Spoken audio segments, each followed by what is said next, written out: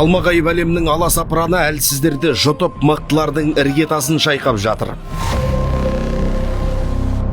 Лас саясаттың қалтарысында қылмысты дінмен бүркеп, зұлымдықты ақтайтындар бар. Солардың бірі Содик Самарканди.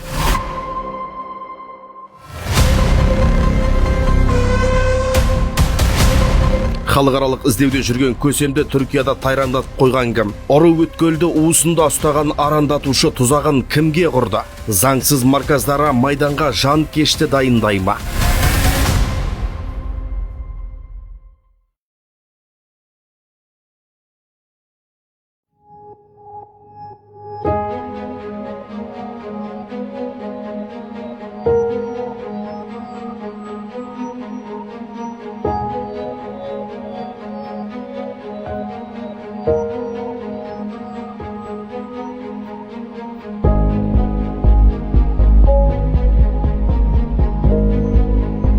Негізі Өзбекстан туылып өскенбіз.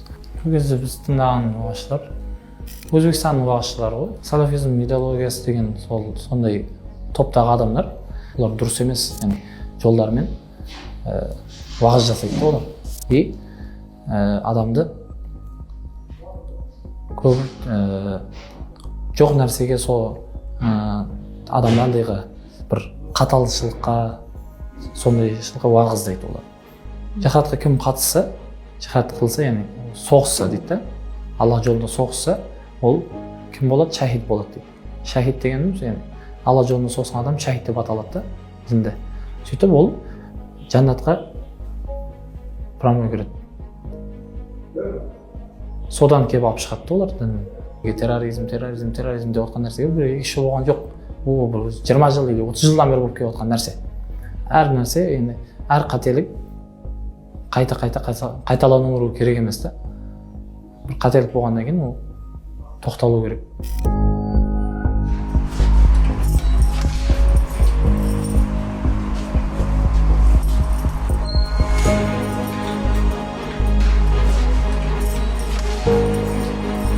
Мен өзбек ұлтының өкілімін.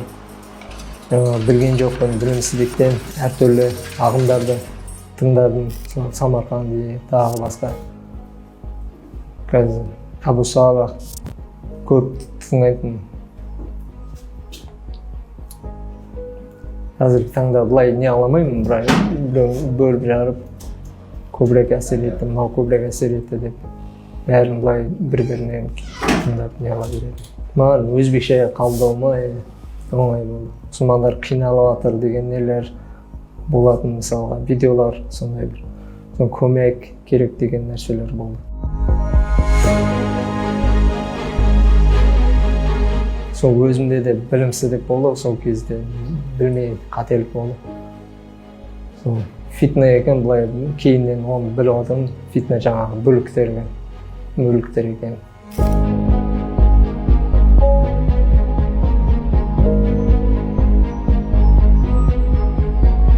Сайрам ауданы Қарамта ауылында сол дүниеге келдім. Отбасым бәрі жақсы. Отбасым, папам сол мақта зауытында істейді, жұмысшы болып. Мамам үй бекесі, үйде болады. Дінге келуім себебі сол бір интернетте YouTube каналына сол кірген кезде сол өзі шығарып тұрады, сол жерде кіріп көрдім, сол 1-2 рет көрдім, содан көрді. Подписаться болып қалдым ма, білмеймін, өзі келе берді, жаңағы уағыздар, соларны көрдім. Садық Самаркандидің көп уағыздарын онша тыңдамағым, бірақ уағыздарында көп фатуа береді, мысалы, туындамаңыз, білмейтін нәрселер фатуа береді. Шерзод Қадыржан Науфар бәрі оңтүстік өңірде дүниеге келген. Бәрі тілінен утамған, нәпсісі үшін адам өмірін құрбандыққа шалған псевдо-уағызшы Содик Самаркандиді тыңдаған. Жалпы Шымкенттің Түркістан облысы болсын, бұл төңіректерде өзбек тілді этнос үлкен болғаннан кейін өзбек тілді уағызшылар көбірек тыңдайды. Деструктив діни ағым өкілдері бір айғат айтып жатқан сияқты болуы мүмкін, көп жағдайда. Сосын барып, соларға өтіп кететін жайттер көп.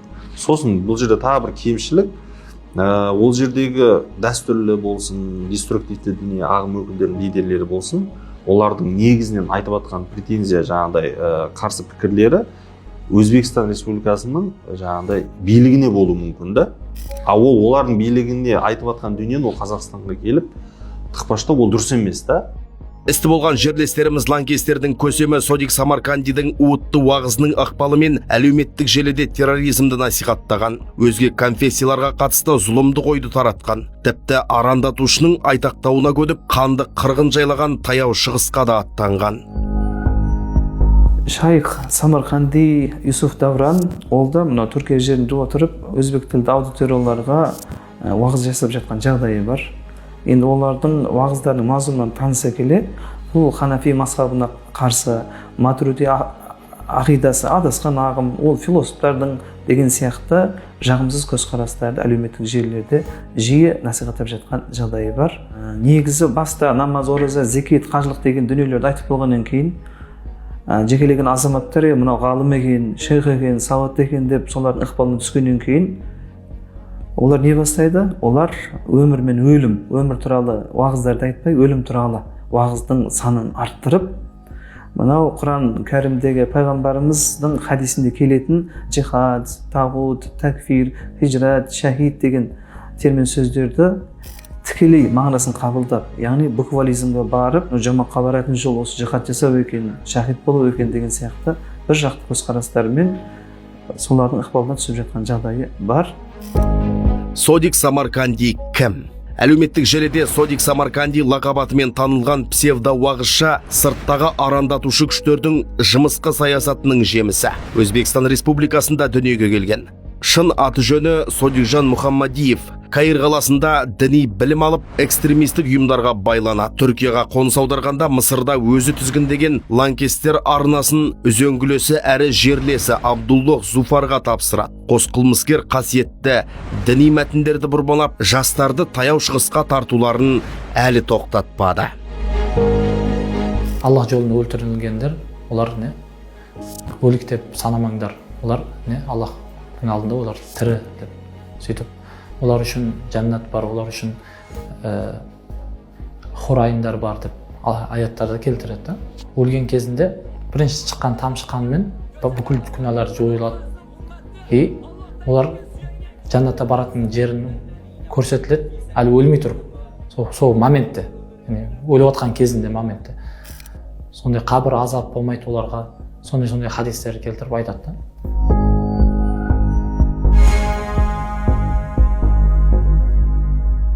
Мына жаққа түсуіме себеп болған нәрсе ол менің әке шешемнің рұқсатынсыз жаңағы Турцияға ұшып бара жатқан жерімнен әуежайдан ұсталдым. 7 жыл мерзімге бас бостандығынан айырылдым. Әрі қарай Сирияға өтіп кету болды мақсат.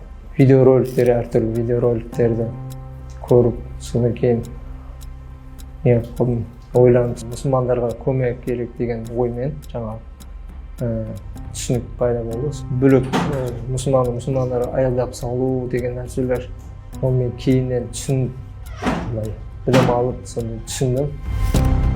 Содик Самарканди 2014 жылы Стамбулға көшіп, астыртын құжыралар мен марказдар ашты. Сол орталықтарына Орталық Азия елдерінен адам тартты. Бірі жанкешті ретінде қарулы қақтығысқа қатысты. Енді бірі сол қанды қырғында қаржыландырды. Осылайша Самарканди ағартушылықты арандату жолында ұтымды пайдаланып отыр. Ескертеміз, ол Катиба Таухид уәл Джихад халықаралық террористік ұйымының белді идеологы. Самарканди сол фатуа шығарады көп нәрсе. Сағал қоймаса, ол мысалы бір мұсылман емес сияқты болып көрсетеді адамның өзі. Сағал қоймаса, или болмаса бағана соларды сұнна сай жүрмесе, сол көбісін адасқан деп сол фатуа шығарып жібереді. Маған сондайлар жібереді. Мысалы имам Матуридині жамандайды, мысалы имам Абу Ханифаны жамандайды. Олай бұлай деп көп нәрсені жамандыққа шығарады. Джихадқа шақырған уағыздарда уже ой бұзыла бастады. Политика былай айтқанда, ол жерде саясатта ойнап отырылған андай бір адамдарды шақырып алып, сөйтіп қарапайым адамдарымызды бәріміз, яғни бір ондай дамымағанбыз, былай ойынмен, біреуді басқарып, андай қылып, олар сияқты ойланамаймыз да, по-любому. Қарапайым шақырады, бізге не керек, соны айтады, қызықтырып шақырады. Сен жихад деп ізденіп жүрген болсаң, сол жихад деп олай деп сөйтіп қапқанға түсіреді. Ол адам эмоциямен берілгеннен кейін сол нәрсені қабыл қылады. Өзімнің жағдайымды қарайтын болсам, жарты семьям қазір Племде отырғаны бар, Түркияда отырғаны бар. Шашылып кеткен да, әкем қайтыс болған. Салафизм идеологиясы деген дінді олар қорқынышты көрсетті дұрыс па? Ислам діні, Құран осыған джихадқа, соғысқа үгіттей ма? Сирияда не үшін, Йеменде не үшін? Неге мысалы басқа елдерде, мысалы мен айтайын, Бразилияда, Германияда, Японияда бұндай азаматты соғыс жоқ. Мысалы неге болмайды? Неге ислам әлемде ғана болып отыр бұлардың бәрі? Бұның бәрі себебін біз зерттеген кезде, талдаған кезде бұның кінәрат діннен емес екенін білеміз. Көзіміз жетіп отыр, өйткені әлемде ислам дініне қатысты қаншама экстремистік, террористік тіркеу талысы да ондай бір диссертация әлі жазылған жоқ. Міне Құран осыған үгіттейді, міне мынау жол мынаған үгіттейді деген ондай бір проблема діннен емес. Проблема адам қоғамнан екенін қазір көзіміз жетіп отыр. Екі себебі бар бұның. Біреу ол білім, ғылымнан біз артта қалдық. Мен ислам әлемі бойынша айтып жатырмын жалпы. Екіншісі біз мейірімдіктен ажырап жатырмыз. Мемлекеттің тұтастығына қол сұғу елдің конституциясына ғана емес, халықаралық нормалар мен актілерді де бұзу болып саналады. Ал Содик Самарканди сияқты арандатушылар орталық Азия елдерінің құндылықтарын мансұқтап, ұлт пен ұлыс арасына сызат салуға талпынады. Рухани келісім діңгегін шайқап, экстремистік идеологияны таратады. Қазақстанның жері, елдігіміз, біздің ынтымағымыз, бірлігіміз көп. Адамдарға бәлкім қазіргі болып жатқан жағдайларды көріп отырмыз ғой, біз саясиланып жатқан жағдайларды.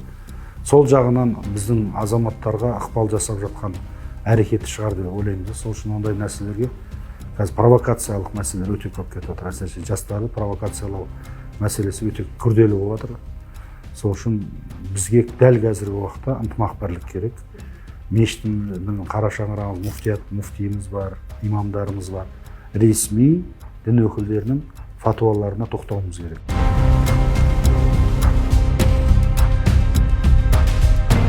Жиырма бірінші ғасыр ақпарат заманы. Цифрлы платформалар теңіздей лықсып, деструктивті мазмұндағы ақпарат буырқанып тұр. Таус еліндей жөңкілі лап қойып, қит етсе қан төгісті бастағалы тұр. Бұның бәрі жастардың санасына жасалып жатқан шабуыл. Сана атты қамалды буквализм бұғауымен бұзып жатқан Содик Самарканди мен нөкерлері бірнеше парақшаға иелік етеді. Және сол парақшаларға тіркелген жерлестеріміз анықталды. Интернет ешқашан да ілім бере алмайды. Мысалы қазір көп жастарымыз қазір интернеттен алады, ілім аламын деп ойлайды. Ілім аламын деп олар адасып кетеді. Интернеттен алса адам уже не істерін білмей, ақырын адасып кетеді уже. Білімсіз адасып кету оңай. Сол үшін білім алу керек. Білмеген нәрселерді білімді кісілерден сұрау керек. Түрмеде ілім алу нәтижесінде түсінгенім, ислам деген ол орта жол. Орта жол дегені жаңағы терең, глубже кетпеу керек, и жаңағы пәске де түсіп кетпеу керек. Жаңағы орта жолды ұстану, жаңағы салафи селфи дегеніміз. Сол.